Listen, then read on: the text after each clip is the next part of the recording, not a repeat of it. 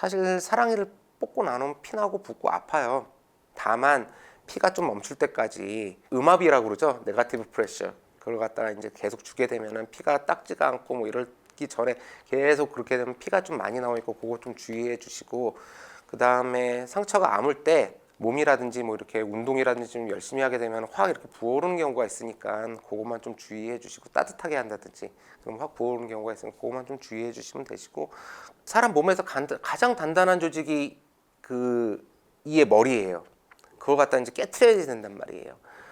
힘이 안 들어갈 수가 없겠죠. 힘이 안 들어갈 수가 없겠는데, 힘을 갖다가 무리하게 이제 주다 보면은 여기 턱관절에도 이제 무리가 가는 경우가 있어요. 삐끗한다고 그러죠. 사랑니 뽑은 다음에 오시는 경우가 있어요.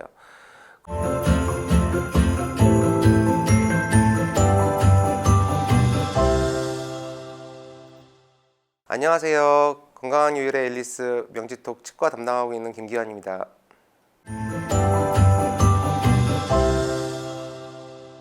사랑니를 발치하기 전에 해야 할 검사가 있을까요? 젊으신 분들이 되게 사랑니를 뽑으러 오세요. 한 20대 초반, 중반, 늦어야 뭐 후반 정도의 그런 이제 분들이 이제 치과에 오셔가지고 사랑니를 뽑아주세요. 불편해요. 이렇게 이제 호소를 하시고 사랑니를 뽑는 경우가 대부분인데, 그런 분들이 전신 질환을 가지고 있는 경우는 거의 없어요.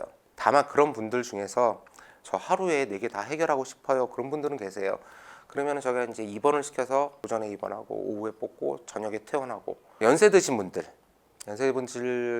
중에서 이제 지병이라고 하면 이제 대표적인데 당뇨, 고혈압이겠죠.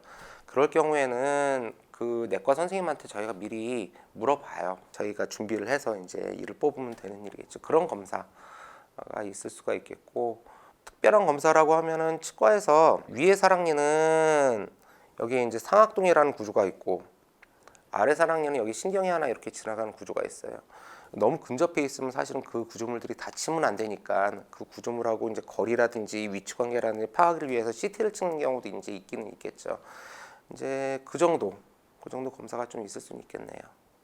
임신 중에 사랑니가 아프면 참아야 될까요? 아니면은 바로 뽑아도 되나요? 임신은 전기, 중기, 후기 뭐 이렇게 나눈다고 3기로 이렇게 나눈다고 이제 배웠어요. 임신 전기라고 하면은 이제 수정이 되고 배가 착상을 하고 그 다음에 뭐 아예 장기가 만들어지는, 그때 엑스레이가 통과가 되거나 아니면 약을 쓴다거나 이건 좀 삼가를 해야 되겠죠. 아이 때문에. 임신 2기는 그 아이가 커가는 시기라고 이제 배웠고, 그때는 사실 엑스레이라든지 아니면은 약에 대해서는 크게 신경을 갖다가 좀 덜 써도 된다라고 제가 이제 얘기를 들었고, 그 다음에 임신 3기 있잖아요. 3기가 되면 이제 아이가 완전히 커져가지고 이제 나올 준비를 하는 그런 단계가 되는데, 아예 몸무게가 꽤 커져 있어가지고 산모가 누워서 이렇게 오랫동안 있으면은 혈관이라든지 뭐 이런 게 좀 눌리는 경우가 있다고 해가지고 그때는 좀 피하라고 하고, 그러니까 일단 2기 정도 되면은 이를 뽑을 수 있는 기회는 생겨요.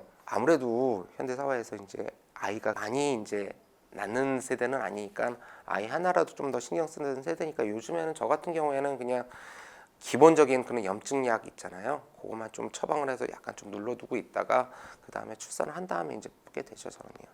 근데 그쪽에서 고름이 좀 많이 나오고 정말 아프다, 그럴 경우에는 뽑아야 되는 경우도 생기긴 하겠죠. 사랑니를 발치한 후에 주의해야 할 사항이 있다면요? 사실 사랑니를 뽑고 나면 피나고 붓고 아파요. 다만 피가 좀 멈출 때까지 음압이라고 그러죠. 네거티브 프레셔. 그걸 갖다가 이제 계속 주게 되면은 피가 닦지가 않고 뭐 이러기 전에 계속 그렇게 되면 피가 좀 많이 나오니까 그거 좀 주의해 주시고, 그 다음에 상처가 아물 때 몸이라든지 뭐 이렇게 운동이라든지 좀 열심히 하게 되면 확 이렇게 부어오르는 경우가 있으니까 그것만 좀 주의해 주시고, 따뜻하게 한다든지 그럼 확 부어오르는 경우가 있으면 그것만 좀 주의해 주시면 되시고, 크게 뭐 이렇게 일상생활에 이제 부담되거나 그러지는 않으실 거예요. 다만 피나고 붓고 아픈 거, 그거는 이제 하루 이틀 정도 가실 거예요.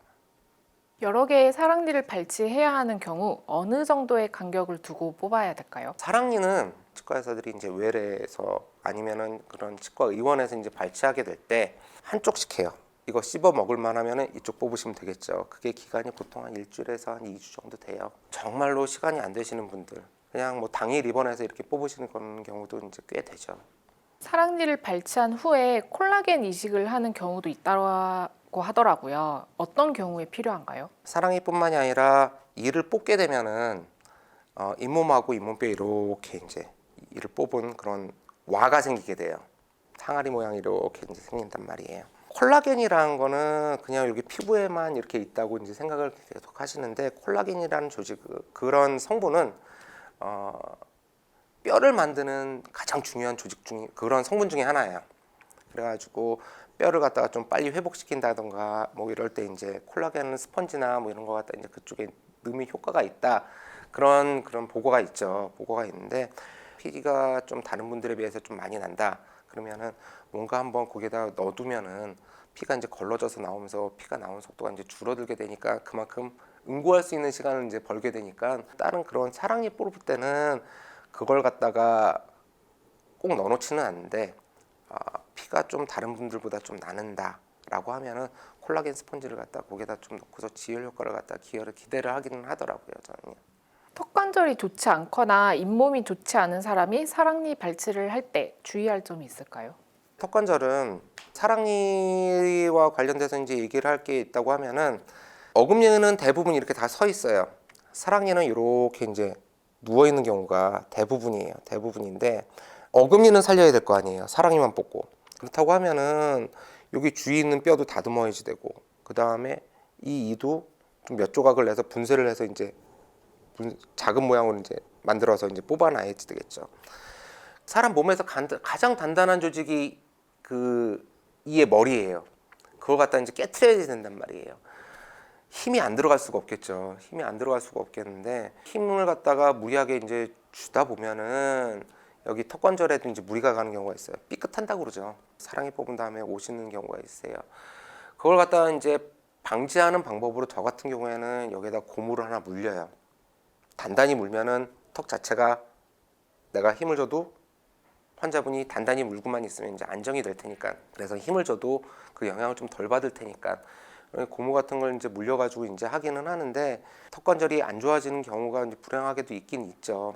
있긴 있는데, 그럴 때는 이제 좀 관절에 대한 이제 약이라든가 이제 처방을 해서 이제 무리가 되지 않게 힘을 갖다 적당히 주고, 그 다음에 환자도 이제 고무 같은 걸 때 딱 물면서 턱도 좀 안정을 시키고, 그렇게 이제 주의사항이 좀 필요하긴 하겠죠. 잇몸이 안 좋은 경우, 이렇게 이제 대게 누워서 난다고 했잖아요. 어쨌든 간에 사랑니가 나오는 방향이 이 방향이야. 잇몸이 안 좋으면 얘도 흔들릴 거 아니에요. 쑥 같이 이제 올라오는 경우가 있죠. 그런 것도 이제 주의를 하긴 해야죠. 치과의사 이제 입장에서는요. 턱관절, 잇몸이 안 좋은 경우, 뭐 지병이 있으신 경우, 뭐 이럴 경우에는 치과의사 설명을 갖다 다 듣고서 사랑니 발치를 결정하시는 게 좋으실 거예요, 아마.